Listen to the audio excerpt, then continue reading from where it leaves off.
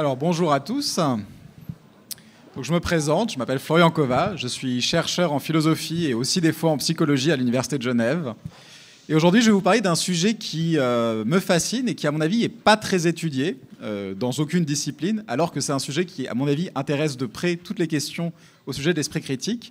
C'est le sujet de la profondeur. Alors quand on parle de la profondeur, je ne parle pas de la profondeur du puits, mais je parle du fait que des fois, on peut s'exclamer devant quelque chose « Ah, ça c'est trop profond hein, ça me dit des choses, c'est profond ». C'est une expérience qui est assez fréquente, en fait, et sur laquelle on s'est très peu interrogé. Hein, on peut dire, voilà, moi je suis philosophe, la philosophie c'est le truc profond par excellence, mais en fait, si vous regardez la littérature philosophique, il y a assez peu de gens qui sont demandés sur mais ça veut dire quoi de dire que quelque chose est profond et pourquoi est-ce qu'on trouve quelque chose profond. Et il se trouve que dans les dernières années, hein, même pas 10 dernières années, il y a commencé à y avoir des recherches sur le sujet de différents chercheurs, pas juste moi. Et je vais essayer de résumer un petit peu ces différentes recherches parce que elles peuvent expliquer certains des rouages sur lesquels on peut s'appuyer pour vous faire prendre des vessies pour des lanternes, littéralement. Donc, je vais commencer par présenter quelques exemples de profondeur. Donc, voici quatre phrases qui ont été utilisées dans de nombreuses études que je vais présenter. Donc, je ne les ai pas choisies au hasard. Donc, on va les lire ensemble et s'émouvoir. La rivière parvient éventuellement à traverser le rocher, non pas grâce à sa force, mais à sa ténacité. Toutes les fins sont aussi des commencements. Nous sommes juste incapables de le réaliser sur le moment. Notre esprit s'étend à travers l'espace et le temps, comme des vagues à travers l'océan de l'esprit unique. Et la matière est l'expérience que fait la conscience d'une réalité plus profonde et immatérielle. Voilà. Alors je ne sais pas à quel point vous trouvez ces phrases profondes ou pas. Il y a énormément de variations individuelles sur le sujet. Celles-ci font quand même partie de celles que les participants aux études trouvent en général des phrases profondes. Mais il y a une petite astuce, et une astuce qui à l'époque était surprenante, mais qui l'est beaucoup moins maintenant, vous allez voir pourquoi, c'est que 2 de ces phrases n'ont pas été écrites par des humains, mais de façon aléatoire par des algorithmes. Alors, on va faire un petit questionnaire. Qui pense que la première phrase, celle sur la rivière, a été écrite par un algorithme ? La deuxième, sur toutes les fins sont aussi des commencements. La troisième, sur notre esprit s'étend à travers l'espace et le temps. Et la quatrième, sur la matière et l'expérience que fait la conscience. Bah, vous êtes super, super bon, bravo, bravo. Effectivement, ce sont les 2 dernières qui sont des phrases aléatoires. Pour les générer, les chercheurs en question ont utilisé des outils de pointe, c'est-à-dire 2 outils que vous pouvez retrouver sur Internet.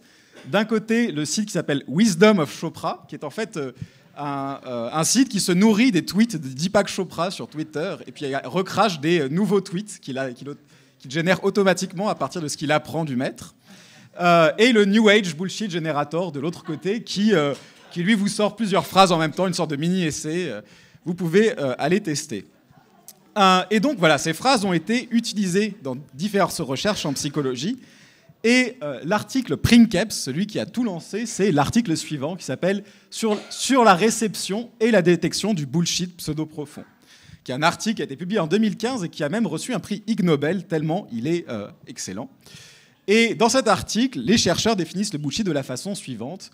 Le bullshit n'est pas juste du non-sens, c'est quelque chose qui a l'air de contenir un sens ou une vérité, mais qui n'en contient pas vraiment, qui donne l'illusion. Et donc justement, ces chercheurs voulaient générer des trucs, voulaient comparer les attitudes des gens face à des choses profondes et à des choses faussement profondes. Du coup, ils ont utilisé comme choses profondes les phrases du haut qui ont été trouvées par une recherche sur Internet, sur des sites de motivational quotes. Alors on peut se demander si c'est profond ou vraiment profond, mais voilà, c'est pas quelque chose sur lequel la psychologie et des psychologues peuvent trancher. Donc ils ont dit, voilà, bon, les gens trouvent ça profond, on va prendre ça profond. Et pour être sûr d'avoir des trucs pseudo-profonds, on va prendre des trucs générés par une IA, parce que normalement, si c'est généré aléatoirement, ça devrait pas être trop profond. Après, il y a des discussions là-dessus, mais de toute façon, je n'ai pas besoin de faire la distinction pour mon talk. Voilà. Alors ils ont pris ces phrases-là et ils les ont données à des participants. Et ce qui les intéressait, eux, ce sont plutôt les traits individuels des individus qui prédisait si les gens allaient plutôt trouver ces choses-là profondes ou pas. Alors, en gros, leurs résultats se concentraient surtout sur le rôle joué par le style cognitif. Alors, je ne sais pas si vous savez ce qu'est le style cognitif. C'est un concept en psychologie. C'est l'idée que C'est pas l'intelligence, c'est l'attitude que nous avons par rapport à ce qui nous paraît intuitivement vrai ou pas. Des fois, on a des intuitions, ah ça a l'air vrai, ça semble faux, ou des choses comme ça. Le style cognitif, c'est l'idée que vous pouvez être plus ou moins méfiant ou faire plus ou moins confiance à ces genres d'intuitions, à ces genres de certitudes automatiques. Et donc ça va sur un continuum, on va dire ce qu'on appelle le style cognitif intuitif, c'est les personnes qui vont dire « Ah oui, moi je fais confiance à mes intuitions, ça semble vrai, donc c'est vrai ». Et le style cognitif qu'on appelle réflexif ou analytique, c'est un peu l'inverse, c'est la tendance à se dire « Ok, ça a l'air super vrai, mais peut-être que c'est pas vrai, quoi ». Et ce style cognitif il peut être mesuré de façon différente, des choses qui donnent souvent les mêmes résultats, ce qui est rassurant d'ailleurs. On peut le mesurer en demandant directement aux gens à quel point ils sont d'accord avec des phrases qui les décrivent. Par exemple, à quel point vous êtes d'accord avec des phrases comme « mes premières impressions sont presque toujours justes » ou « je fais confiance à mon instinct pour distinguer le vrai du faux ». Je fais confiance à ma première impression pour déterminer ce qui est vrai. Donc je pense que vous voyez l'idée.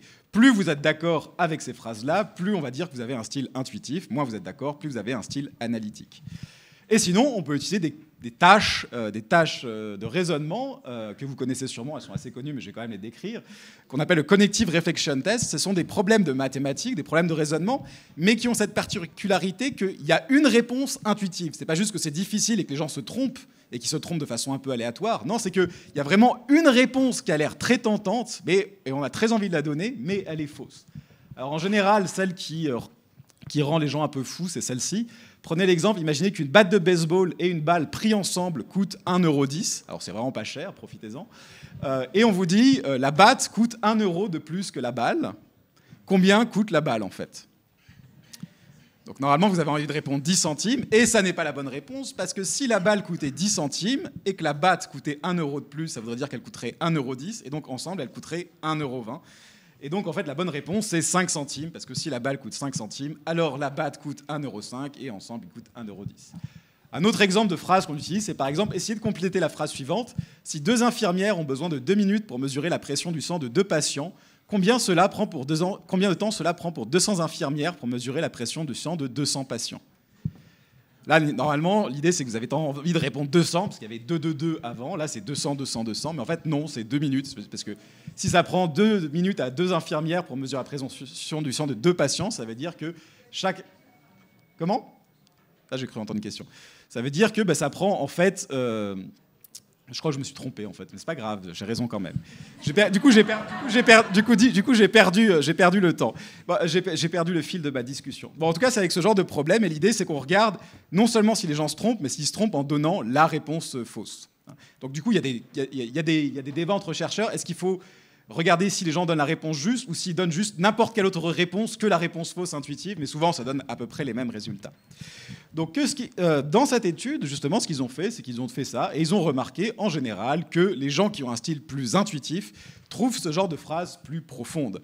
À la fois les phrases générées aléatoirement, mais aussi, dans une certaine mesure, les phrases de base. Donc, il y a cette idée que le style cognitif intuitif nous attire, nous amène à juger ces choses-là. Alors, depuis cet article, une énorme littérature s'est développée en psychologie, sur la psychologie du bullshit, mais la plupart de cette littérature se concentre vraiment sur les différences individuelles qui reviennent un peu toujours au même. Si vous avez un style intuitif, vous allez trouver plein de trucs bizarres, profonds, alors qu'il n'y a pas vraiment de raison de le faire. Mais ce n'est pas vraiment ça qui m'intéresse ici. Moi, ce qui m'intéresse, c'est de savoir, c'est bien de dire que les gens qui sont plus intuitifs trouvent ces phrases plus profondes. Ça veut dire qu'il y a un processus automatique, intuitif, à l'intérieur de notre esprit qui nous amène à trouver ces phrases profondes, mais on voudrait savoir quel est ce processus. Parce qu'un processus intuitif en psychologie, ça peut être juste tout et n'importe quoi. C'est juste 90% de la cognition humaine. Ça peut être les émotions, ça peut être des associations d'idées, des stéréotypes, des règles inconscientes, etc. Et donc, ce qui m'intéressait, c'est de savoir, mais d'où vient ce sentiment que quelque chose est profond ?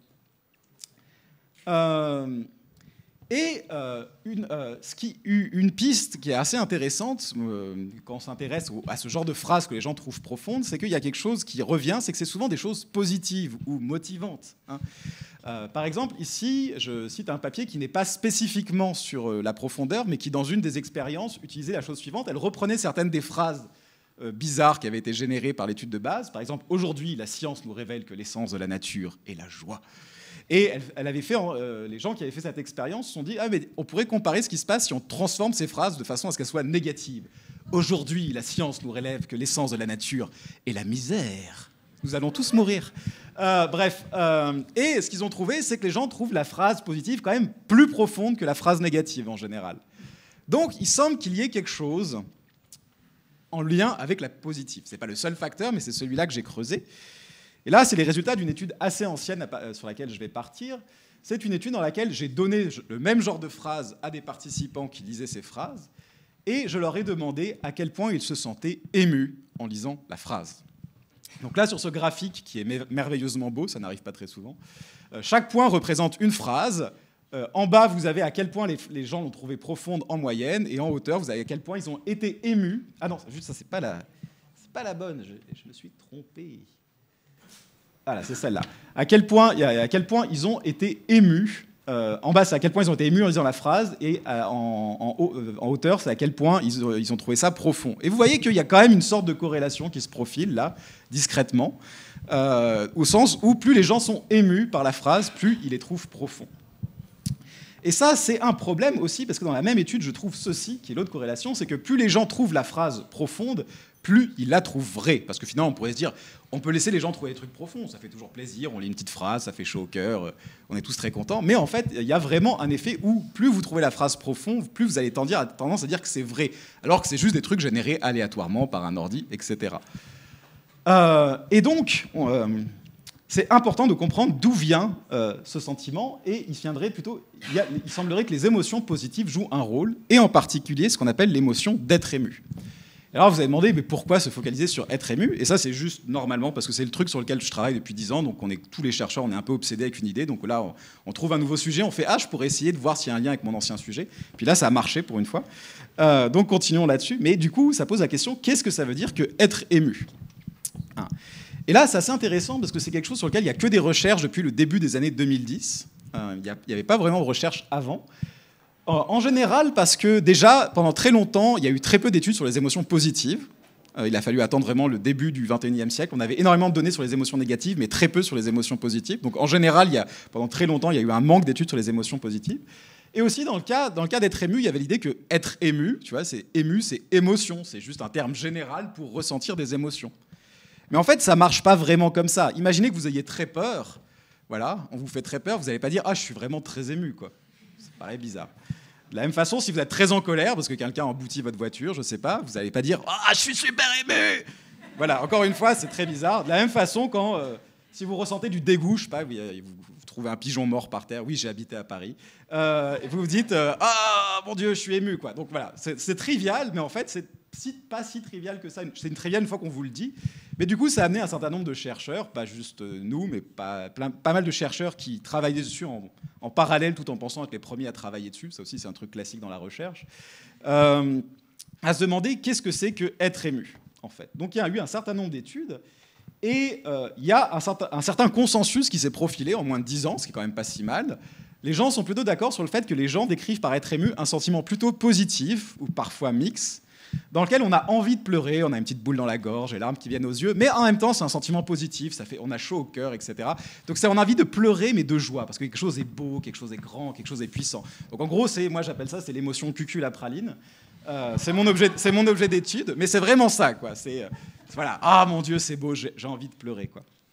Et qu'est-ce qui déclenche l'émotion d'être ému? Dans les études qu'on a menées, on a trouvé que surtout, principalement, c'est des histoires qui ont trait à l'amitié, à l'amour, aux liens sociaux. Donc les gens vont dire, oui, j'ai vu un documentaire sur des frères et sœurs qui avaient été séparés par la guerre, ils se retrouvaient 20 ans après à l'aéroport, ils pleuraient en se tombant dans les bras. Ou alors, quand on faisait ça sur les Américains, c'est les vidéos de soldats qui rentrent chez eux, puis il y a le chien qui le reconnaît à la porte, et puis voilà, on pleure tous. Vous voyez, c'est vraiment ce genre de truc-là. Après, on a aussi toutes les histoires d'actes altruistes, d'actes héroïques, où une personne va en aider une autre. Et puis, vous avez enfin tous les cas où les gens réussissent quelque chose, en fait. Donc, nous, les premiers échantillons qu'on avait, c'était des étudiants à l'université de Genève, donc j'ai eu beaucoup de « Ah, j'ai réussi mes examens, j'y croyais pas, j'étais super ému, quoi ». Mais plus généralement, vous avez « J'ai réussi une compétition sportive » où tous les acteurs et les actrices qui pleurent quand ils ont reçu l'Oscar et puis remercient toute leur famille qui n'y est pour rien. Voilà, c'est à peu près ça. Et l'idée générale, c'est que, bon, il y a beaucoup de débats sur exactement qu'est-ce qui déclenche cette émotion, l'émotion d'être ému. Mais une sorte de consensus qui se profile, c'est l'idée que ce qui nous émeut, c'est ce qui est important pour nous, ce qui compte vraiment pour nous, quoi. Les trucs qui comptent, quoi. Les trucs qui font que la vie vaut la peine d'être vécue, donc les choses qui sont profondes pour nous. Et donc, l'idée qu'on avait poursuivie, c'est que cette émotion-là, qui dans la vie de tous les jours sert d'abord à nous rappeler, nous orienter vers les choses qui comptent vraiment pour nous, elle peut être déclenchée par certaines phrases comme celles qu'on a vues, parce qu'elles parlent de l'amour, du courage, de la persévérance, des choses qui sont belles et vraies. Et donc ça déclenche cette émotion et ça amène à donner le sentiment que quelque chose est profond. Alors on a testé cette hypothèse de différentes façons. La première chose qu'on a dû faire, c'est qu'on a créé une échelle pour mesurer à quel point vous êtes facilement ému, à quel point les gens ont tendance à être émus, à quel point, on appelle ça quoi, à quel point vous êtes sentimental. Alors c'est vraiment, il y a des trucs, voilà, les gens doivent juste dire à quel point ils sont d'accord avec des phrases. Je me sens souvent ému, je me sens souvent touché, il m'arrive souvent d'avoir une boule dans la gorge et les larmes qui viennent aux yeux alors que je ne me sens pas triste. Écouter des histoires émouvantes me donne une sensation de chaleur dans la poitrine. Ah, je veux dire, à chaque fois que je fais ça, je grince des dents. Du coup, j'ai plus beaucoup de dents parce que c'est le sujet sur lequel je travaille. Alors, une fois qu'on a créé cette échelle, qu'est-ce qu'on a fait ? On a fait une étude dans laquelle on a demandé aux gens de remplir cette échelle, puis on leur demandé de regarder des vidéos émouvantes. Parce que ça aussi, comme je vous ai dit, il y a beaucoup de chercheurs qui travaillent sur la question. Donc maintenant, on a déjà toute une sélection de vidéos qui sont censées être émouvantes, qui font pleurer les gens, qui ont été testées dans 15 pays différents, etc. Donc ça, on a déjà une bonne base de données. Donc on a fait ça, on leur a montré les vidéos. Et ensuite, on leur a donné des phrases profondes, les mêmes phrases que d'habitude, puis on leur a demandé à quel point vous trouvez ces phrases profondes. Donc la première chose qu'on a fait, je ne vais pas vous montrer les résultats, c'est qu'on a déjà regardé si l'échelle prédit que les gens vont être plus émus par les vidéos, parce que ce serait chouette quand même que l'échelle qui est censée mesurer à quel point vous êtes facilement ému vérifie que vous êtes bien ému par les vidéos. Et heureusement, ça a bien marché, donc on est assez content pour le coup. Et la deuxième chose qu'on a fait, c'est qu'on a regardé si... à quel point les scores des gens à l'échelle prédisaient à quel point ils trouvaient les phrases profondes. Donc là, c'est moins beau que tout à l'heure parce que c'est des différences individuelles, c'est pas par phrase, c'est par participant. Mais en général, ce qu'on trouve, c'est que oui, les gens qui se notent plus haut sur l'échelle, qui disent voilà, je suis plus facilement ému, ben, ils trouvent les phrases beaucoup plus profondes en général. Et de la même façon, on a regardé est-ce que les gens qui disaient plus être émus par les vidéos, qui réagissaient plus fortement aux vidéos, trouvaient ce genre de phrases que je vous ai présentées au début plus profondes. Et là, ça marche aussi, ce qui est quand même assez joli. Je vous préviens, ça marche rarement aussi bien dans la vie de tous les jours. C'est pour ça que je suis assez content de ces résultats. Donc on a vraiment des données corrélationnelles, c'est-à-dire que non seulement plus les gens trouvent les phrases émouvantes, plus ils les trouvent profondes, plus ils sont facilement émus, plus ils trouvent les phrases profondes. Donc ça a l'air vraiment d'aller dans le sens de la théorie, et ça suppose que vraiment le sentiment d'être ému, il peut vous influencer à trouver quelque chose de profond. Mais on a essayé quand même d'avoir des données autres que corrélationnelles. On a fait une expérience en laboratoire pour essayer de voir si on donnait les phrases aux participants et puis on avait de la musique en arrière-fond dans les écouteurs. Alors on leur racontait une histoire du genre « oui, on travaille sur comment les gens décodent les phrases », vous savez, ce genre d'expérience très chiante, du coup ils ne posent pas de questions. Et puis on leur dit « oui, mais on veut voir à quel point le fait de vous distraire avec des sons rend plus difficile le fait de décoder les phrases ».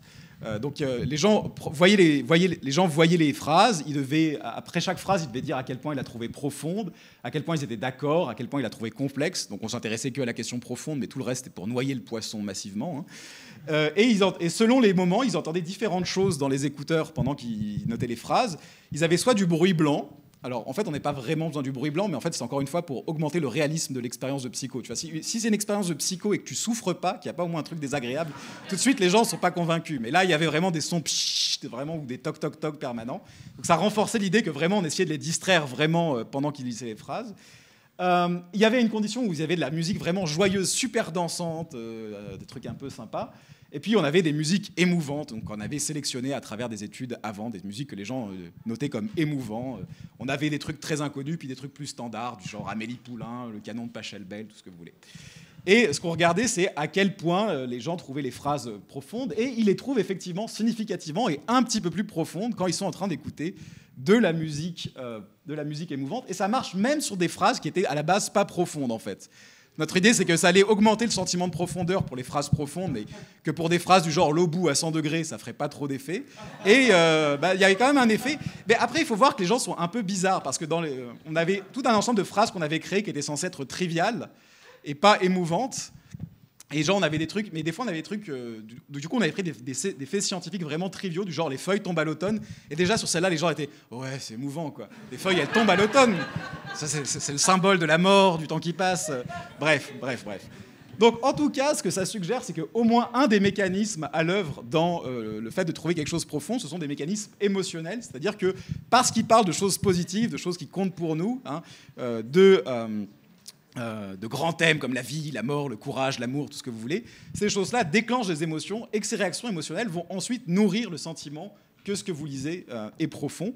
Alors là, j'ai parlé des résultats sur les phrases, mais par exemple, là, dans le train, j'ai réussi à décoder les résultats d'une autre étude où on regardait à quel point les gens trouvaient des musiques profondes, donc des musiques instrumentales, parce que les gens trouvent des musiques instrumentales profondes parfois, et ce qu'on trouve, c'est que, en gros, c'est les musiques les plus émouvantes qui sont jugées les plus profondes, donc ça marche aussi pour la musique. Donc du coup, qu'en conclure, que quand nous trouvons que quelque chose est profond, nous avons tendance à l'accepter comme vrai, et qu'il est aussi possible de jouer sur nos émotions, et en particulier sur l'émotion que j'ai appelée être ému, pour nous influencer à trouver quelque chose de profond. Et donc il faut être assez vigilant, surtout à la façon dont on peut nous manipuler par cette émotion, pour nous amener à trouver des choses profondes. Et ici, je vais parler de recherche de quelqu'un d'autre pour conclure, qui n'est pas du tout moi. C'est une collègue allemande qui s'appelle Hélène Landmann. Elle travaille énormément sur la façon dont les vidéos djihadistes essayent de convaincre leur audience. Alors vous pouvez vous demander c'est quoi le rapport. En fait, une des choses sur lesquelles elle travaille, c'est vraiment cette émotion être ému qui est massivement activée par les vidéos et surtout par la musique utilisée par ces vidéos et ces choses-là. Pour l'appel à combattre pour Dieu, pour la patrie, contre les méchants. Et apparemment, ça joue un rôle assez important dans le caractère persuasif de ces vidéos. Donc voilà, je vais faire quelque chose qui n'est pas politiquement correct, mais faites attention à vos émotions. Elles ne sont pas super bonnes conseillères, toujours, quoi. Et voilà.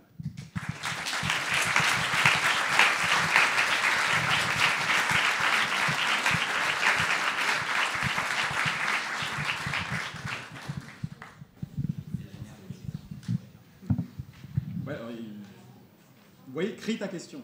Sur les diapos précédentes, ouais. C'était le jugement de profondeur, il est à gauche, c'est ça Non, toutes les barres représentent le jugement de profondeur, selon les conditions, joyeuses, émouvantes, neutres, le son qu'ils écoutaient, et selon le type d'énoncé, si c'était des énoncés triviaux ou des énoncés profonds. Le but de cette expérience, c'est de montrer que la musique est émouvante. Ouais, tu peux influencer les gens avec. Avec plus d'effets. Ouais. Ouais, c'est une bonne taille. Non, ça c'est pas une. Oui, en gros, c'est la différence entre. C'est le petit bump au milieu qui représente un effet. Ouais.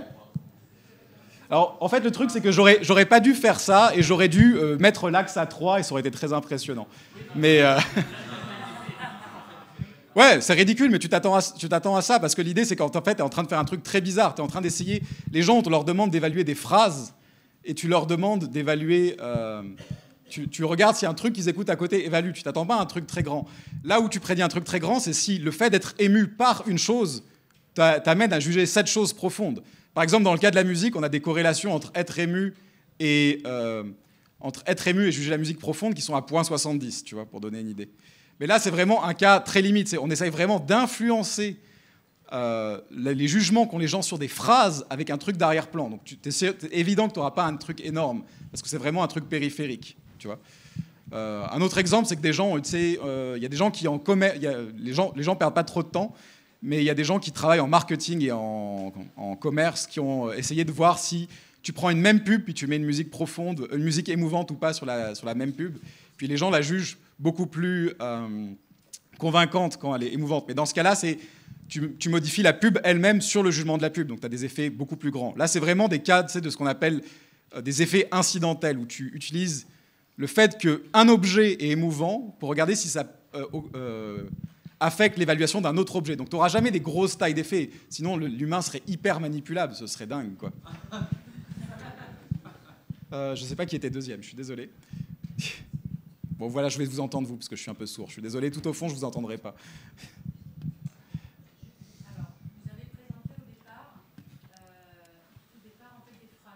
Ouais. Et vous avez dit que ces phrases, elles avaient créé de l'émotion. Pour certaines, vous avez construit votre raisonnement comme ça. Vous avez dit que ça avait créé de l'émotion. Ouais. Donc, ensuite, c'était profond. Donc, mécanisme émotionnel égale profond. Ok. En revanche, je ne sais pas si vous l'avez testé ou pas, dans les 4 phrases, pour moi, hein, je ne sais pas si pour d'autres, les 2 dernières, en fait, elles n'ont aucun sens. Tout à fait, c'est un peu le principe. Alors, elles n'ont aucun sens. Ensuite, vous avez travaillé sur qu'est-ce qu'être ému sur quelque chose qui a du sens, puisque c'est des mariages, des valeurs, etc. Et vous avez continué votre raisonnement. Mais on a testé si les gens trouvaient les phrases qui n'ont aucun sens émouvantes. Les gens trouvent ces phrases émouvantes. Oui, on est d'accord. Ouais. Mais est-ce que ce que je veux dire, c'est que oui, ils ont trouvé ça émouvant, il n'y a pas de sens. À mon avis, ça, c'est une catégorie. Il y a des gens qui peuvent être émus quand il y a du sens. Et j'ai l'impression que vous avez croisé les deux sans faire un groupe contrôle dans le sens... disons qu'on trouve à peu près les mêmes choses pour les phrases qui n'ont pas de sens et les phrases qui ont du sens. En fait, les résultats sont assez similaires. C'est-à-dire que je pense que ceux qui sont émus par rapport à Taylor, ils ne seraient pas du tout émus par rapport à des... Alors c'est faux en fait, parce qu'en fait on peut juste faire une corrélation entre à quel point les gens trouvent les 2 phrases en haut et les 2 phrases en bas émouvantes, puis vous avez une très très bonne corrélation en fait. Donc il y a sûrement des gens qui trouvent les premières. En fait, même pour être clair, c'était le but de cette étude. Eux, ils s'intéressaient aux gens qui faisaient la différence entre les 2 phrases. Mais en fait, les résultats qu'ils obtiennent se généralisent aussi aux phrases qui ont du sens et n'ont pas de sens. Le style intuitif amène à trouver les 2 genres de phrases plus profonds, en fait. Mais je vois l'idée.